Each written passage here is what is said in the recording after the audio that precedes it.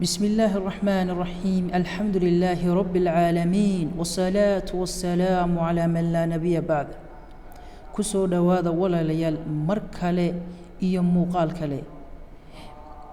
marka aad ogtahay in Allah kaliya arsaaqda bixiyo ka warwarmaysid baahi dhamaanteed goorta aad ogtahay in Allah qura wax dili karo oo aanad cid kale ka baqaynin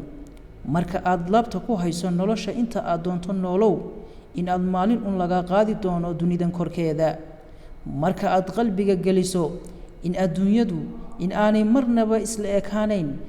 ee jannadu ay tahay meesha kaliya ee wax walba sidii loogu talagalay ay yihiin qabyana aan marnaba lahayn sidoo kale aad ogtahay in shaqada adduunka aad ka qabato lagugu abaalinayo ha wanaagsanaato ama ha xumaato marka aad naftaada ogeysiiso in aad tahay ibn aadam daciif ah aan cidna waxba yeeli karin Allah subhanahu wa ta'ala waxa uu quraankiisa ku leeyahay suuratu talaaq ومن يتق الله يجعل له مخرجا ويرزقه من حيث لا يحتسب ومن يتوكل على الله فهو حسبه إن الله بالغ أمره قد جعل الله لكل شيء قدرا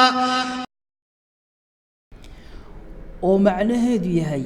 qofka ka baqa Allah kaligiis waxa uu furaa meel uu dhibaatada uga baxo waxaana uu ku arsaaqaa meel aanu ka filayn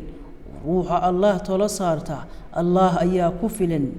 Allah arrinkiisa waa mid ka salgaara oo aanay waxba ku adkaanin Allah waxa uu shay kasta u yeelay waqti iyo qadar Allah ayaa ku sikhraaya oo ku sahlaya shay walba oo adag marka aad qodobadaas iyo kuwa badan aad qalbiga geliso adduunka korkiisa waxa aad ku noolaanaysaa farxad iyo deganaansho wax kasta oo kugu adkaadana Allah ayaa ku fudaydinaya Allah aynoo fudaydiyo wax kasta oo inagu adkaada dhammaanteen inta aynu adduunka ku noolahay Allah inooga dhigo mid inoo fududaada oo inoo hogaansama oo aynan isaga u hogaansamin